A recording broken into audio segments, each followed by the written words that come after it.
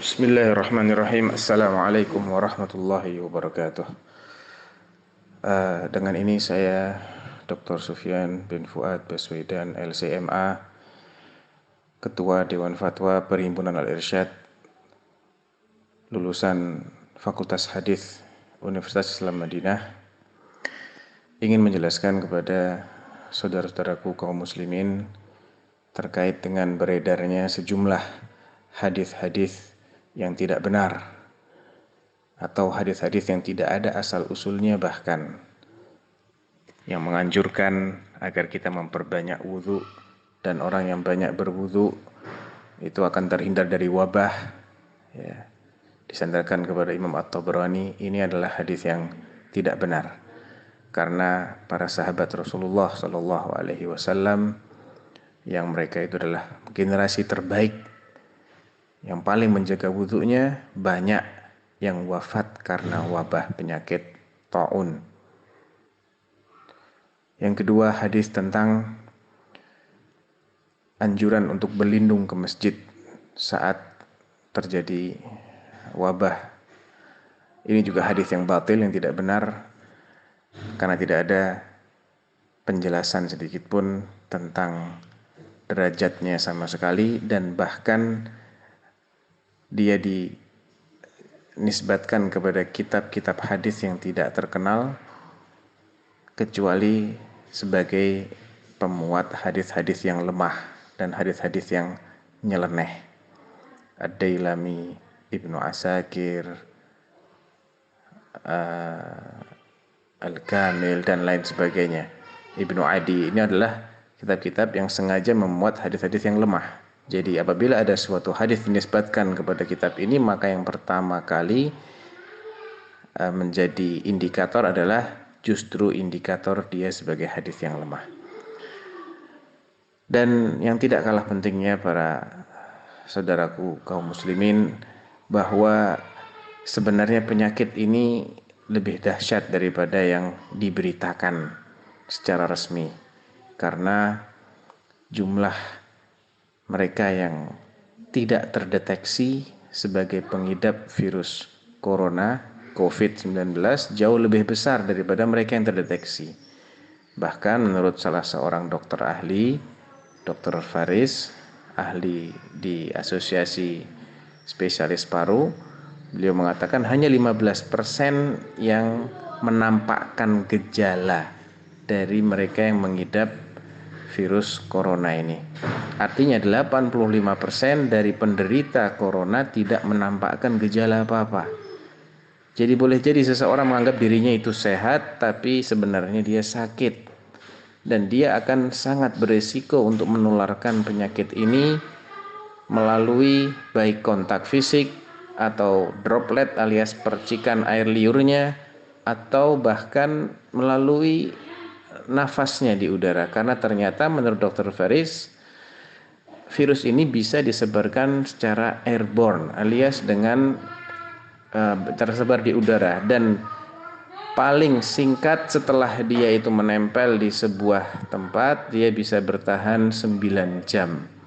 Bahkan di udara yang agak dingin dia bisa 1 hari, di yang lebih dingin lagi dia bisa berhari-hari, bahkan ada yang bisa 1 bulan lamanya. Oleh karena itu sangat berbahaya sekali kalau kita masih mengadakan interaksi, mengadakan berdekatan dengan orang-orang yang kita sendiri tidak tahu apakah dia terkena ataukah dia sehat, dan apakah kita terkena ataukah kita sehat, sehingga bisa saling memudaratkan kaum muslimin. Kemudian yang kedua, mereka yang masih bingung bagaimana dengan sholat Jumat, bagaimana dengan sholat berjamaah lainnya 5 waktu, ketahuilah bahwa Nabi Shallallahu Alaihi Wasallam telah memberikan rukhsah, memberikan keringanan dengan berbagai macam alasan yang syar'i bagi seseorang untuk meninggalkan sholat berjamaah, bahkan untuk meninggalkan sholat Jumat, tapi menggantinya dengan sholat zuhur 4 rakaat di rumah. Di antara alasan tersebut adalah hujan, adanya hujan atau kondisi-kondisi yang menakutkan yang menyebabkan seseorang tidak merasa aman terhadap dirinya. Demikian juga penyakit. Demikian juga orang yang sedang mengonsumsi bawang atau habis merokok yang baunya itu mengganggu orang sekitarnya. Demikian juga adanya hawa dingin atau angin kencang dan lain sebagainya, banyak sekali. Dewan Fatwa telah menerbitkan fatwa khusus terkait ini, silahkan dicari.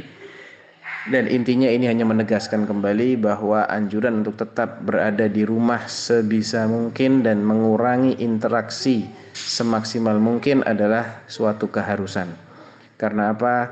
Karena daya tampung rumah sakit kita di Indonesia sangat terbatas, tenaga medis juga sangat terbatas, jumlah orang Indonesia yang demikian besar, lebih dari 200 juta jiwa yang sangat padat ini sangat rentan dengan penyebaran wabah yang naudzubillah kalau sampai tidak terbendung.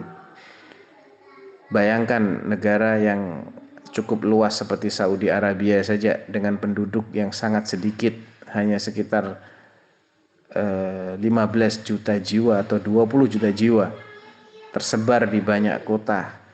Itu saja sudah resmi menutup masjid-masjidnya, tidak digunakan lagi untuk sholat 5 waktu maupun untuk Jumatan, kecuali hanya Masjidil Haram dan Masjid Nabawi. Dan para ulama besar di Saudi Arabia, Hay'ah Kibar Ulama, telah memfatwakan tentang disyariatkannya penutupan masjid-masjid. Apakah mereka tidak faham hadis? Tentunya faham. Apakah mereka tidak ingin kaum muslimin sholat? Tentunya mereka lebih ingin kaum muslimin sholat daripada siapapun yang tidak bertanggung jawab dalam menyebarkan hadis-hadis yang tidak benar tadi. Mereka faham, karena tapi bahayanya lebih besar, maka mereka memfatwakan supaya sholat di rumah. Jadi yang ingin sholat duhur, sholat asar, sholat maghrib, sholat isya, sholat subuh, sholat saja di rumah masing-masing. Adapun sholat Jumat dilakukan di rumah dengan menggantinya sebagai sholat zuhur, sholat 4 rakaat.